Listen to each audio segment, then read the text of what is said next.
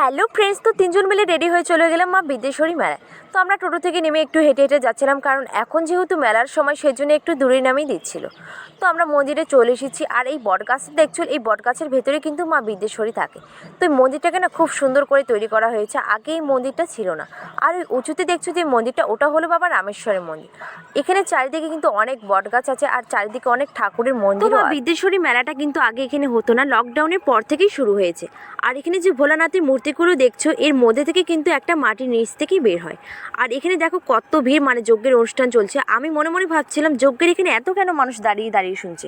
তো সত্যি যখন কাছে গিয়ে যজ্ঞের মন্ত্রগুলো শুনছিলাম, আমার তো খুবই ভালো লাগছিল। মানে যজ্ঞের এখানে কিন্তু একটা আলাদাই শান্তি আছে, আমার তো যেতেই ইচ্ছে। তো এই মেলাটা ঠিক 5 দিন থাকে, আর 5 দিন ধরে যজ্ঞের অনুষ্ঠানও চলে।